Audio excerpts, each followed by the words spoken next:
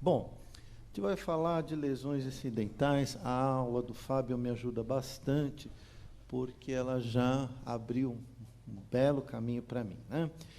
Quando a gente fala em lesões incidentais, sempre vem à mente, né, o incidentaloma, né? O que é o incidentaloma? É um tumor. Então, muitas vezes, o achado de um tumor é uma coisa corriqueira no ultrassom, por exemplo, para avaliação de infertilidade, né? Então, mas nem tudo que a gente vê como lesão focal é um tumor, tá?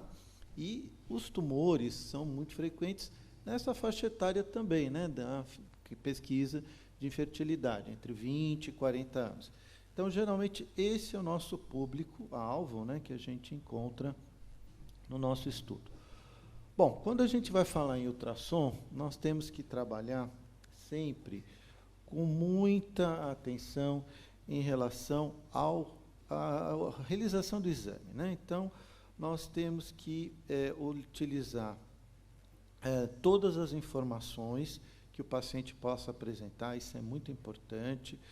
Avaliação de lesões palpáveis, então dá atenção, está doendo aqui, eu sinto um nódulo aqui, eu sinto alguma coisa aqui, dê uma olhada, tá? Às vezes a gente está com pressa, fala, não é importante isso, e às vezes ali está o foco da lesão. E, principalmente, a avaliação pós-trauma, né, que o Fábio também mostrou que o ultrassom é a primeira opção, muitas vezes, na avaliação desses pacientes. Não preciso falar que tem cortes infinitos, né, a abordagem do método ultrassonográfico, tanto no eixo longitudinal, né, que a gente vai avaliar os cortes transversais, como também os cortes longitudinais para avaliação do testículo, oblíquo, e assim por diante, né? Então, o ultrassom, ele tem essa grande vantagem, né, de ter essa avaliação. Aplicação da sonda direta, né, na pele, então com uma farta camada de gel, cortes, como eu falei, transversais, longitudinais, oblíquos, e a aplicação do Doppler, né? Muita gente me fala, eu não faço Doppler, mas hoje é imprescindível, né? Precisa ser um grande expert em Doppler, mas pelo menos avaliar, né? E o que o Fábio falou também, eu tomo assim como lei, preset adequado. Preset adequado é tudo. Muitas vezes a gente está fazendo um exame e tal, muda a sala, o funcionário coloca o paciente para você, mas ainda está com o preset de abdômen. Aí você fala, nossa, mas está inadequado. Tá? Então, realmente, é importante isso, né? E também a avaliação em ortostase. Muitas vezes a avaliação em ortostase ajuda bastante, né, na avaliação, principalmente pesquisa de varicocele, né, hérnias. Então, eu sempre coloco o paciente em pé. Muita gente vem falar para mim, puxa, Osmar, mas é tão difícil fazer o exame em pé. Eu não faço o exame todo em pé. Eu começo com o paciente deitado, avalio testículos, epidídimos, faço análise com Doppler. No final do exame, para pesquisa de varicocele e hérnias, eu coloco o paciente em pé. Então, são 5 últimos minutos do exame. Então, dá para fazer, é tranquilo. Aqui, só para mostrar um testículo normal, né, aquele aspecto habitual que a gente vê, forma ovalada, no corte longitudinal e transversal, né? Lembrando, daqui está o epidídimo. E a gente sempre tem que avaliar o epidídimo, né? Então, o epidídimo, tanto a sua porção cefálica, como corpo e cauda, a gente tem que avaliar. É muito curioso que o epidídimo ele tem uma grande forma de apresentação, inúmeras formas de apresentação de posicionamento. Então, classicamente, a gente vê aqui no corte transversal o epidídimo lateral posterior, mas ele pode estar até medial posterior, pode estar anteriorizado e assim por diante. Por isso que, muitas vezes, a gente não o utiliza na avaliação, né, da torção. Antigamente o pessoal falava, quando tem torção, você vê o posicionamento do epidídimo. Não serve, que pode ter inúmeras variantes de posicionamento, inclusive algumas bizarras, né, que levam você a fazer um diagnóstico errado. Bom, quando a gente fala em lesão incidental, eu estava falando principalmente dos tumores, mas tem outras coisas, né? Que outras coisas a gente pode ver? Cistos albugíneos, cistos do testículo propriamente dito, dilatação da rede testes, os cistos dermoides, os processos inflamatórios com absedação, os hematomas intertesticulares após o trauma, a poliarterite nodosa, que é uma arterite que leva muitas vezes à isquemia e áreas de infarto, tá? E restos adrenais também, né? A gente pode encontrar em alguns pacientes restos adrenais. É lógico que tem ainda outras possibilidades, mas essas são as principais. Vamos falar um pouquinho de cisto albugíneo. Não dá para falar em cisto albugíneo sem a gente lembrar que a albugínia é aquela membrana mais fininha e que recobre, mais ecogênica, que recobre o testículo. Tá? Então, ela é que está em íntimo contato com o epidídimo. Então, a gente tem muitas vezes, eles são palpáveis pela superficialidade, né, dessa lesão, e são pequenos, não são grandes, né, porque essa membrana ela é firmemente aderida ao testículo. Então, é difícil ter cistos maiores, né? Além disso, eles podem ser numerosos. E o tamanho é, em geral, de 2 a 5 milímetros de diâmetro. São cistos simples que não têm componente sólido, né? E eles são bem superficiais. Então, sempre que eu encontro isso, a gente lembra.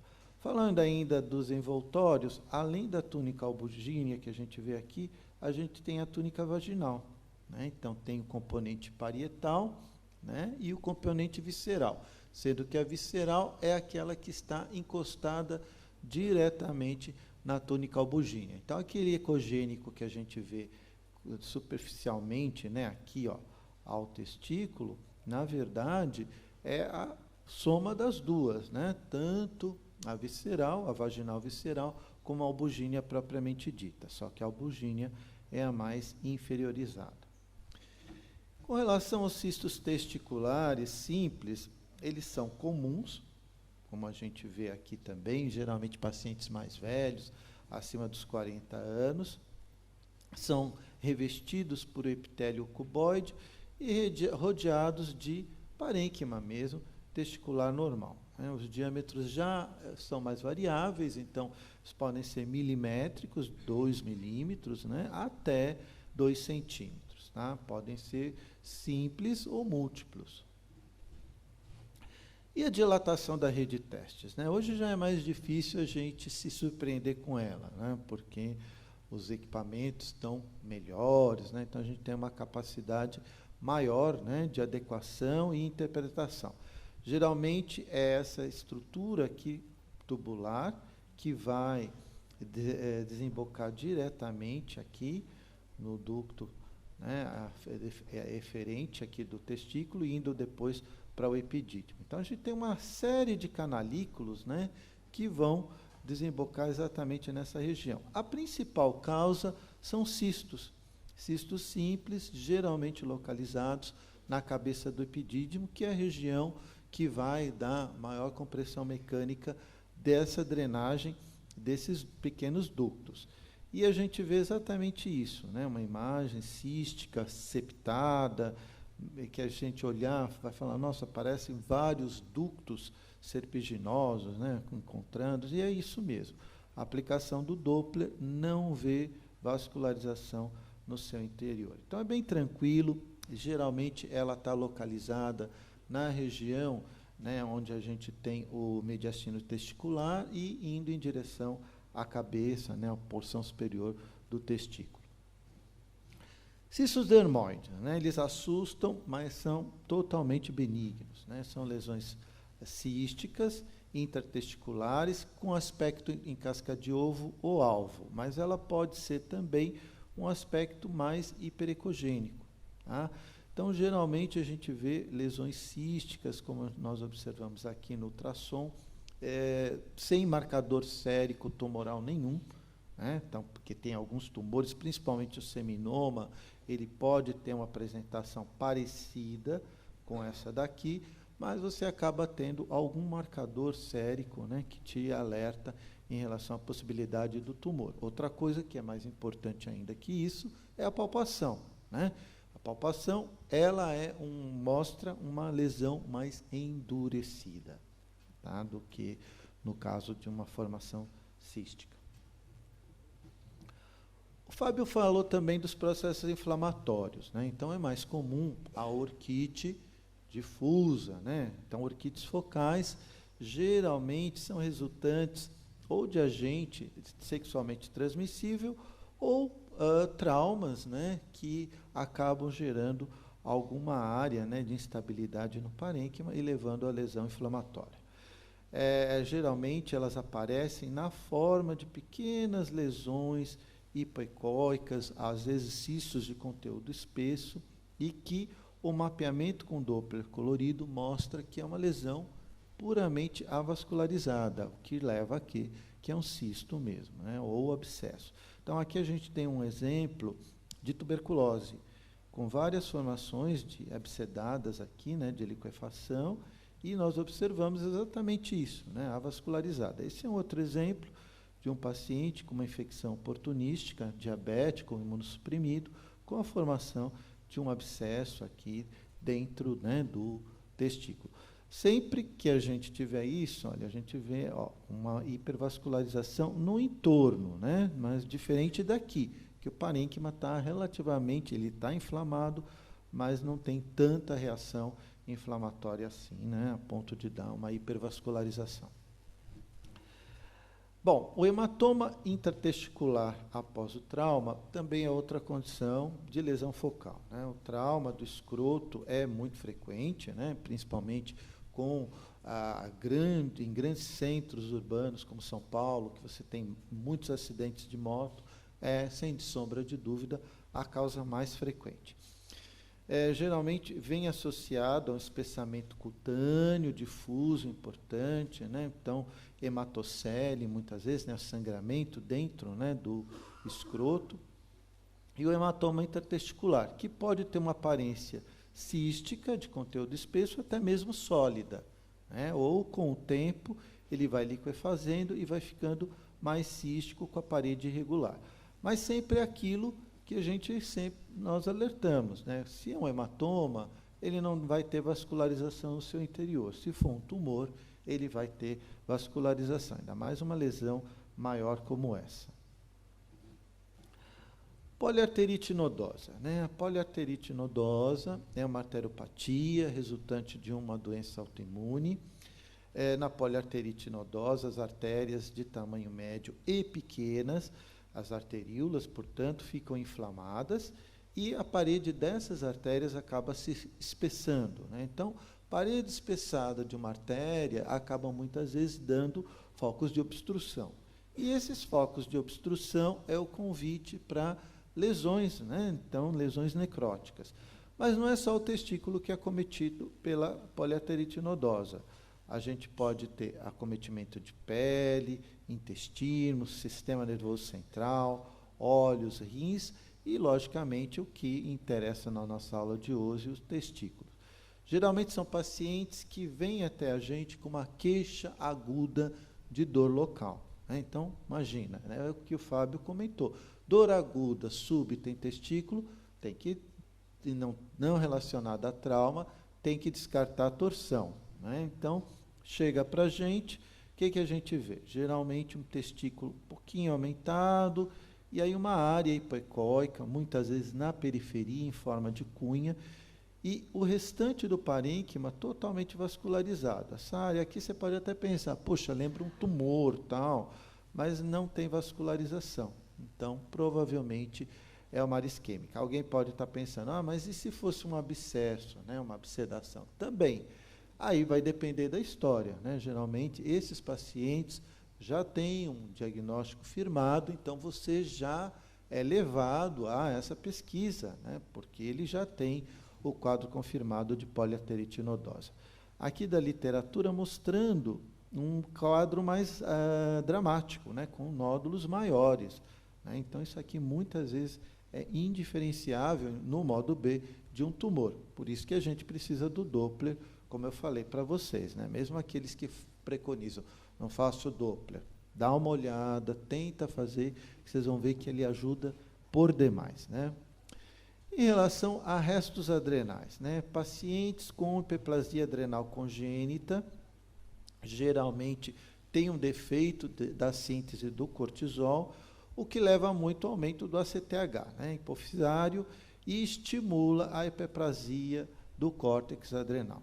Então, acaba tendo resquícios, né, embriológicos, de restos adrenais no testículo, dos ovários também, né, em outros órgãos também, e que levam, né, ao crescimento acelerado dessas lesões. Então, elas começam pequenininhas e vão ficando maiores. Então, isso, às vezes, leva a um conflito, né? Estou vendo um tumor, não estou vendo um tumor, tal. E qual que é a dica? Geralmente, elas acompanham essa região do mediastino testicular. Dica número 1.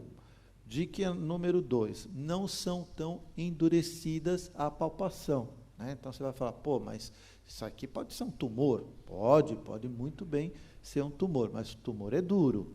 Então, ao passo que esse tecido geralmente não é tão endurecido. Dica número 3. No decorrer do tempo, elas podem reduzir de tamanho, né? Com o tratamento, a resposta adequada ao tratamento, a redução. E, além disso, como o Doppler, aqui no caso ele é inespecífico, ele vai mostrar uma hipervascularização dessas áreas. Tá? Então, a gente tem que tomar um pouquinho de cuidado, que elas acabam tendo essa forma de apresentação, né? Então, testículos um pouco aumentados, né, que é a textura heterogênea, o contorno dessas lesões é irregular, hipoicóica, muitas vezes até se fundindo, né, formando conglomerados nodulares dentro do testículo.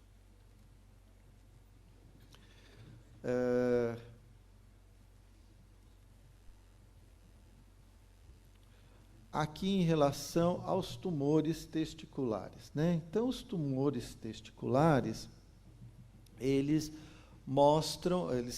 representam cerca de 1 a 1,5% dos tumores no homem, né? Então, é relativamente baixa a sua frequência, geralmente acomete pacientes jovens, né? Tem 15, 35 anos, e a gente tem basicamente 3 tipos, né, tumorais. São os de células germinativas, que representa a grande e vasta maioria dos tumores testiculares, 97% deles. Tumor de células não germinativas, tá? E os tumores extragonadais, né? Então, aí estaria relacionado a epidídimo, e assim por diante. A causa exata dos tumores muitas vezes não é bem conhecida, né? Mas existem fatores que favorecem o aparecimento dos tumores. Quais os fatores?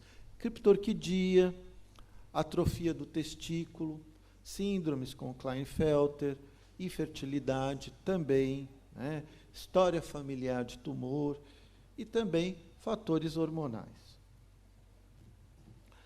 Quando a gente fala em tumor de testículo, a gente tem que sempre abrir uma grande divisão, né? Ele é germinativo ou não germinativo? Se ele for um tumor germinativo, ele é um seminoma ou não seminomatoso, né? Então, os seminomas são os mais frequentes dos tumores, né? Então, eles chegam a quase 80%, tá, dos casos em algumas situações.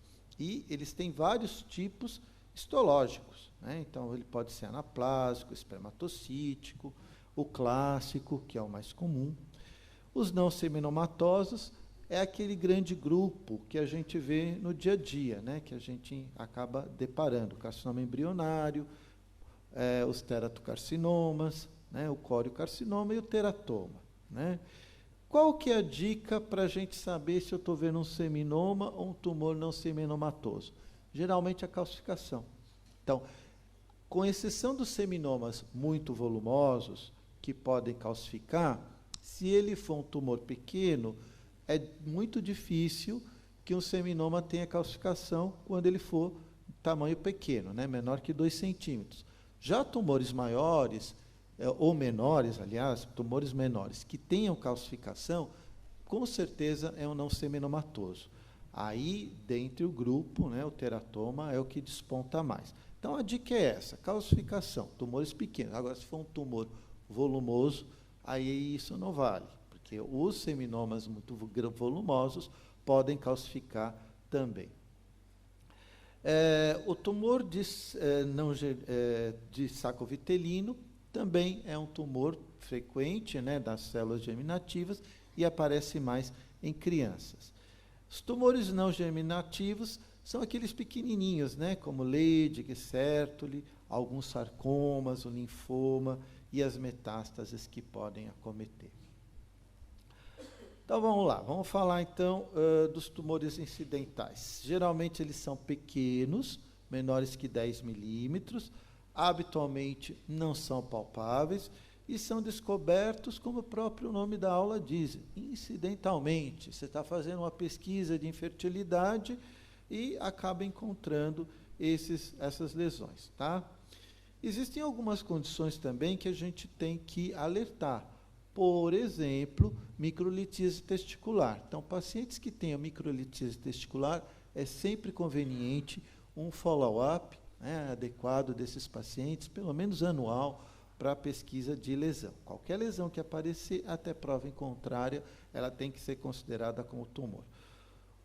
No caso dos testículos ectópicos ou criptorquídicos, deve-se redobrar, né, a atenção, porque qualquer lesão nesse grupo, ela é uma lesão importante.